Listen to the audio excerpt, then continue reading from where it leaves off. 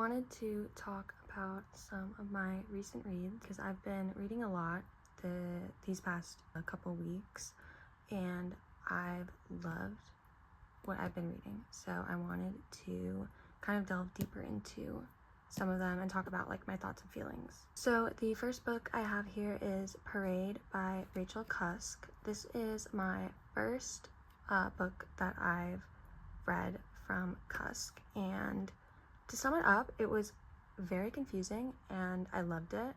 I definitely think this isn't a book for everyone. I think if you are okay with being confused a little, then you will love this book. This book is so introspective and deals with a lot of times and places, and especially like times in one's life. I think it like delves a lot into womanhood and motherhood and the barriers and freedoms of these like different stages in one's life.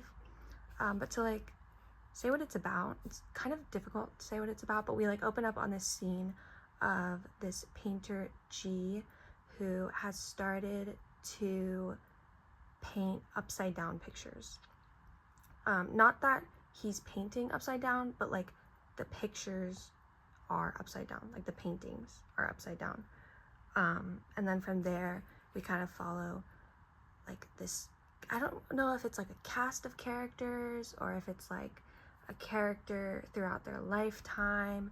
It's very non-linear, but there's this one scene where like a lot of characters are at a dinner, and I just love that scene so much. I thought it was so well crafted, and everything that the characters were saying was like I had to sit with it and like process it. And I don't know, I really loved this book, even though it was confusing, or maybe I loved it because it was confusing. But I do recommend if any of that sounds interesting to you. And then from there I read Stoner by John Williams. I wasn't sure how I was going to like this book because from the premise it seems very mundane. Basically we're following William Stoner, who enters university to study agriculture, but he makes a decision to then study English.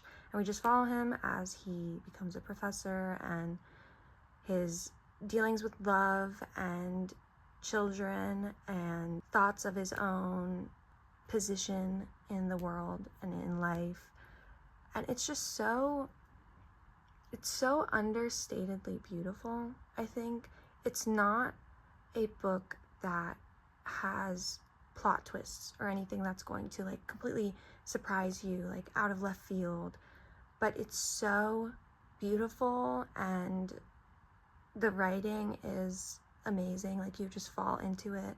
I can't believe that William Stoner isn't like a real person. Like this man is real to me. But I highly recommend it. Even if you think that you aren't gonna like it, I think it's beautiful. I think the way that it talks about subjects that all humans kind of go through is just so well done. So I highly recommend this one.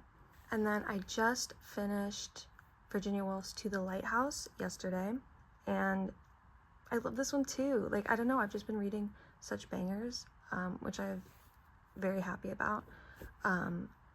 So I've read Mrs. Dalloway and Orlando by Virginia Woolf, and I loved both of them. I am a huge Woolf fan, so like I already know her writing style and I already love her writing style. I think she just like has a way of writing about life that is so real and so raw. I feel like she's like reached into my soul and like poured all my thoughts and feelings just out into her writing, and I think it's stunning. This book follows a family. I think they have like 6 children, maybe, or 8, and just follows them. It's kind of split into 3 parts, but like the first part is the biggest, and that's like the day, and then kind of evening and night before they were supposed to go to the lighthouse. And it just follows them as they live their daily lives, And I think that's what Virginia Woolf does best, like chronicling a daily life. And I think she did it so well in this book. I do think her writing style is very stream of conscience, very flowy. It's easy to get lost sometimes, so you do have to like be paying attention, but I felt that I could get lost in the book. Like I was very much into the story and the characters and what they were thinking and what they were feeling, and I just felt myself like relating on so many levels. There's this one scene where this one character, like, she's painting and she's like, you just have to make a mark. She was like so nervous about making that first mark on the page, and she was just like, you have to do it, you have to make that mark. And I very much connected with that because I'm always afraid of starting things, but sometimes you just have to start something and it'll all like flow from there. So I don't know, I think this book was amazing, but I am also very biased because I do love Woolf's writing. So these are my most recent reads, and then I started reading Journey to the Edge of Life by Tezer Özlü. She was a Turkish writer, and I am half Turkish, so I'm very excited to get into this. I've just read like the first couple chapters, but I'm already really liking the writing style, so I'm very excited for this one.